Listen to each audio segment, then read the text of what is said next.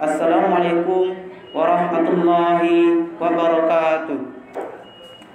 Alhamdulillahirabbil alamin. Wassalatu wassalamu ala asrafil anbiya wal mursalin ya maulana nabi Muhammadin wa ala alihi wa sahbihi ajma'in. Asyhadu an la ilaha illallah wa asyhadu anna Muhammadan abduhu wa rasuluh alladzi la nabiyya ba'da.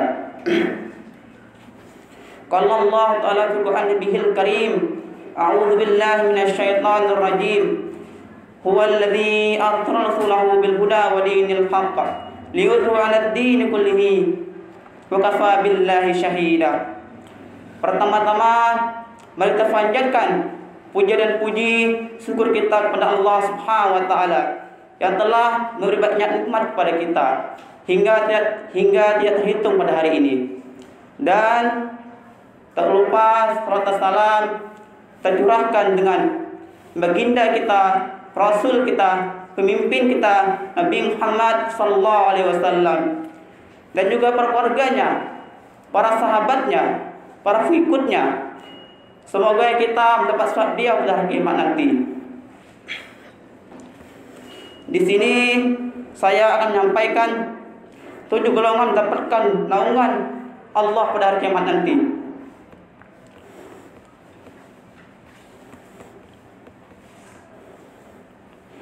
Yang pertama, yang akan mendapatkan naungan dari Allah adalah pemimpin yang adil.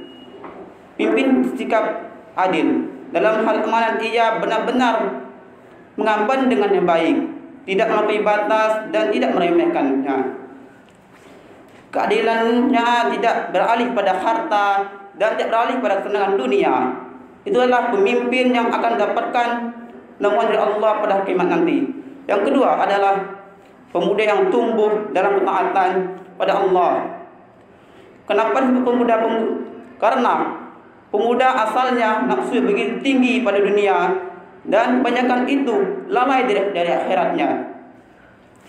Kalau ada pemuda yang rajin berjamaah di masjid, salat berjamaah di masjid, rajin menghadiri salat fajar, akhlak pun bagus pada bapak ibunya, ia pemuda yang jadi harapan akan mendapatkan naungan Allah pada kiamat nanti.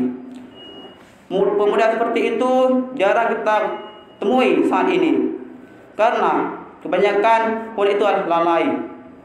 Di antara mereka lebih suka bersenang-senang dan berpoya-poya. Ada kesempatan untuk bermain game ataupun mengumpul-ngumputan di sore hari, ataupun bermain band, atau mereka habis untuk hal-hal sia-sia semacam itu.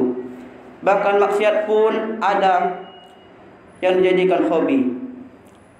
Untuk saat ini jarang kita ketahui lihat pemuda yang mau sadar ke masjid kecuali dirahmati Allah Subhanahu wa taala.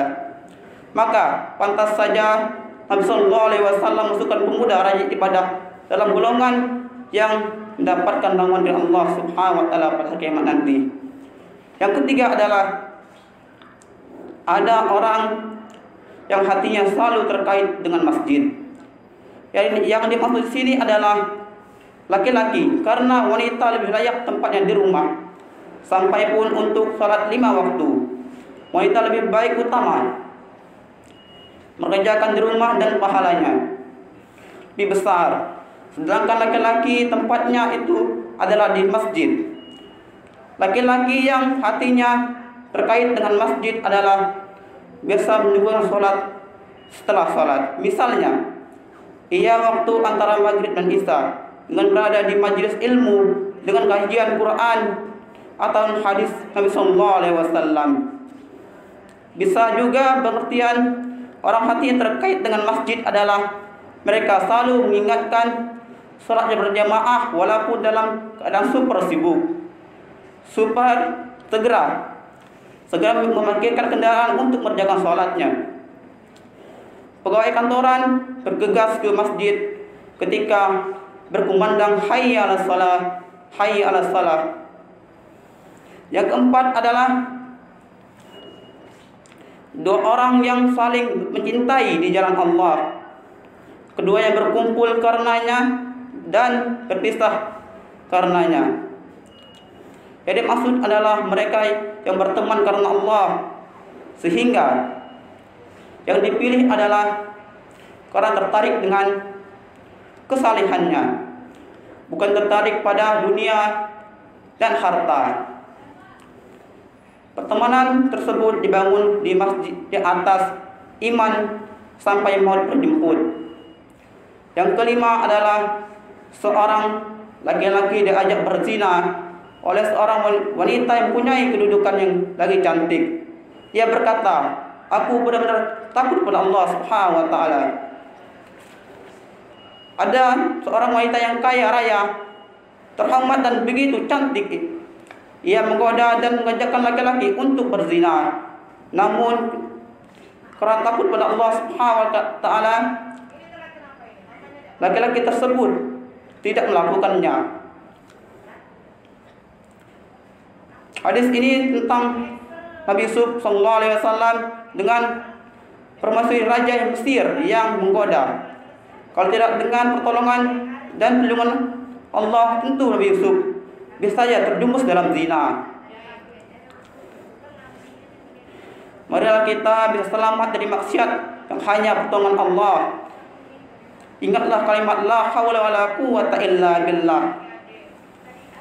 Dari Ibnu Mas'ud radhiyallahu anhu berkata, tidak ada daya untuk menghindari diri dari maksiat selain dengan perlindungan Allah Subhanahu wa taala. Tidak ada kekuatan untuk melaksanakan ketaatan dengan pertolongan Allah Subhanahu wa taala.